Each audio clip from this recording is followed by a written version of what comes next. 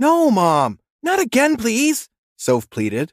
Clara, a single hard-working mom, and Soph, her 12-year-old angel of a daughter, were about to move homes for the fourth time in 15 months. Clara was a highly sought-after, well-experienced neurosurgeon. Her area of expertise was a niche, and an area that rarely anyone specialized in. For this reason, she often had to travel and settle for months at a time in different states to tend to patients from all over the United States. She loved her job. Her travel and moving expenses were always fully funded, and she was earning very well. This was all well and good for her, but not so much for the other individual whose life was very much affected by this routine. Soph was a brilliant little extrovert. Though she may have been little, she was well liked by both adults and children her age. Under normal circumstances, her dainty features, contagious smile, and bubbly energy would have made it easy for her to make friends. However, having had to constantly move, with the knowledge that her present home was probably not their final destination, made it difficult for Soph to adjust. Eventually, as their stays began getting shorter each time, she lost interest in making friends. This greatly worried Clara. She knew it was her fault, and she hated the fact that her daughter, who had always been such a people person, no longer had the energy or the ability to socialize. She could see how constant change was affecting her, but did not know how to overcome this. When Clara and Soph's dad separated, they had cut all ties with him. Even if Clara wanted Soph to remain in Arizona, their home, while she traveled, the little girl would have had no one to stay with. This time they were moving to Oregon. Despite Soph having no friends in her class, which was no surprise considering they had not been here long, Clara had enrolled Soph in an archery class, an interest that she had picked up from one of her favorite television shows. Soph was an intelligent child and had quickly picked up on the sport. In the short span of the 3 weeks that they had been there, she had acquired the skills that children her age generally take half a year to achieve. Clara knew Soph would hate the idea of moving again, but she had no choice. Just as she had expected, Soph immediately protested. The poor girl was so desperate to stay that she got on her knees and started pleading with her mom. Witnessing this broke Clara's heart, just as it did every time she had to go through this routine with her daughter. Clara offered to enroll Soph in an archery academy in Oregon too. She promised that she would find the best academy in the state, and that Soph would have no trouble adjusting because she had already progressed so much. This would be her compromise. Soph was not convinced. She was so close to finishing the stage she was currently in, and it would barely take her a month more to do so. "Can't we stay a little longer?" Soph pleaded. Unfortunately, time was the most crucial factor in Clara's occupation. If she didn't leave immediately, her patient might not even make it past that week. She did not want to tell Soph this. She knew that by doing so, she would be undeservingly dumping the burden and guilt on someone losing their life onto the shoulders of a 12-year-old. She was already putting her daughter through more than she was supposed to bear. "No, Soph. This is Mom's work, remember? We have to leave soon, or I might lose my job," she argued instead. "Start packing, please?" Soph stopped trying. She was never one to throw tantrums, and part of Clara hated that. She knew how upset her daughter was, and the fact that she did not react outwardly in the same manner and held it all in instead concerned Clara. She knew there was nothing she could do about it, though. Soph got off her knees and went to the wardrobe, taking all of her clothes out and folding them in silence. The next morning, the two of them woke up in an entirely different state. Soph had not said a word to Clara throughout the flight, despite Clara's attempts at making conversation. She did not want to keep pushing. She knew how hard this was on her daughter. When they arrived at their new, and probably temporary, home, the two of them stood at the entrance for a good 5 minutes in awe. Clara had always been provided with top-tier accommodation wherever she went, but this time, it was different. Their room was as fancy as a penthouse would be in any of the other apartment complexes that they had stayed in. Once they had settled into their new home, Clara decided to take Soph on a tour of her new school. It was one of the highest-ranked schools in Oregon, and Clara was hoping that Soph would love it. "Do you want to check your new school out?" Clara asked, reaching out to hold Soph's hand as she made her way to the door. Wordlessly, Soph followed her out, ignoring Clara's outreached hand. She was hurt, but she knew she deserved this. Their school tour went well. Soph conversed only when necessary with their tour guide as they made their way around the school, politely nodding in acknowledgement. Soph enjoyed conversing with strangers, usually, but Clara did her best not to think too much of it. Later that week, Soph started school. She was no longer giving her mother the silent treatment because it was customary for her to come home and share everything she had learned that day with Clara at dinner. Clara was thankful for this, but still very worried that at no point in their discussions did Soph mention a friend. She understood that it could merely have been a coping mechanism. Perhaps Soph didn't feel the need to get attached to people because she knew she would end up having to say goodbye to them anyway. Clara had had a long day at work. She had just discovered that the patient she had been working with was in a more complex situation than she had presumed, and this had been eating at her the entire day.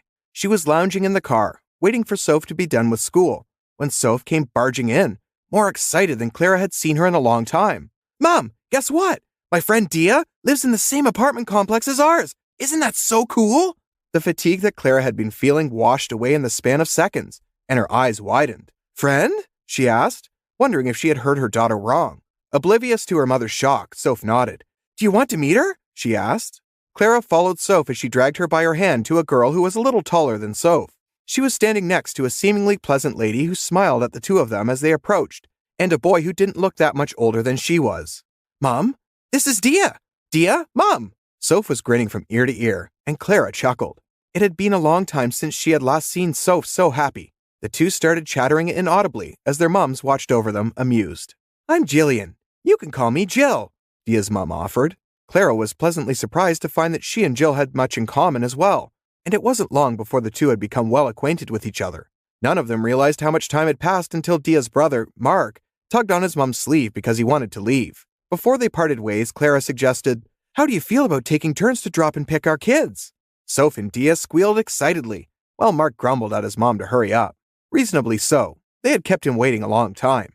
Every day, Soph would come home with a new story about Dia. Thanks to her, Soph seemed to be getting back to her old, constantly cheerful self, making many friends along the way. It warmed Clara to see this progress. She was grateful that Dia was able to achieve what she couldn't. Everything seemed well for a while. The carpooling worked out well for everyone, especially Clara, whenever she had to work overtime. Jill had always been happy to fill in for her. The only thing that slightly bothered Clara in general was that she was getting the idea that Dia was a little overbearing. Her daughter did not seem to mind it, or even notice it for that matter. Soph turned down Clara's suggestion to continue with her archery lessons because Dia had said that archery was not a real sport. She also would ask Soph to exchange stationery with her because she liked her things more. "It doesn't matter to me. Everything feels the same. Plus, you always told me it was nice to share." Soph reassured her mom when she had pointed out that this did not feel right, and that she had bought all of these things for Soph to use herself. Clara decided that she would give Dia the benefit of the doubt. She knew Soph was an intelligent child, and, after all, it seemed a little too early to judge. Besides, both Dia and her brother had always presented themselves as well-mannered, respectful children. This notion did not last long. A month into the carpooling arrangement, Dia started becoming more irritable. Whenever Clara asked the children to wear their seatbelts, Clara would notice Dia in the rearview mirror rolling her eyes at her and mouthing, "Now," not realizing that Clara could see her. This vexed Clara, but for the sake of her daughter, she never confronted Dia about it. This was until Dia started throwing outright tantrums with no regard for respect whatsoever. She would make a fuss about wearing her seatbelt, and her brother wouldn't even spare her a glance, feigning ignorance as though he was not responsible for her. His dismissal of her actions soon turned into rebellion as well. They would play around in the car, fidgeting and fighting so often that Clara would get distracted. She would ask them to stop, multiple times, warning them that not only were they endangering the lives of Soph and herself by doing so, but they were also risking their own. This would calm them down for a little while before they would start their nonsense again. Clara even told Jill about this situation, but she would constantly excuse the two, saying they were always like this, but what can you do? They're only children after all. Soph would tense up every time something like this happened. She knew that her mom was only being hospitable and patient with them because of her, but she also did not want to say anything to Dia at the risk of ruining their friendship. Dia was her best friend, after all. Clara noticed that every time she would make eye contact with her daughter, Soph would look away, almost as though she were ashamed. Throughout this time, Clara always did her best to accommodate the inconvenience they were causing, and never raised her voice at them. This was before she finally reached her breaking point. The two were in the back seat, laughing at something one second and physically fighting with each other the next, as is the case with most siblings, just not in the presence of other people. Clara knew that her lack of retaliation was a catalyst in encouraging them to behave this way. Clara was trying to reverse into a bylane, while the screaming in the back seat got even louder. She was in the middle of pleading with them to stop, which they finally did when, all of a sudden, the four individuals in the car felt a massive jerk. Clara had hit a pole that was behind them. Although it wasn't entirely their fault, she knew this time that there was no way she could have missed it, if there wasn't so much struggle and noise at the back while she had been trying to reverse. She lost it. She glared at them from the rearview mirror as they stiffened in their seats. Soph knew what was coming. She had never seen her mother this way. "Mom, it was an accident. I'm sure they feel bad," Clara ignored her daughter's excuses. She got out of the car, slamming the door behind her. She flung open the backseat door and demanded that the two of them come out. Dia chuckled nervously. You aren't going to leave us here, right? Mark sniggered. As if. Mom would never forgive her. Clara's eyes darkened. I said, get out. She lurched forward almost as though she would grab them herself if they didn't listen, and the two, now visibly anxious, jumped out of the car. I'm sorry. Please don't leave us here. We'll behave, I promise. Clara closed the door behind them. She got into the front and immediately locked all 4 entrances to the vehicle.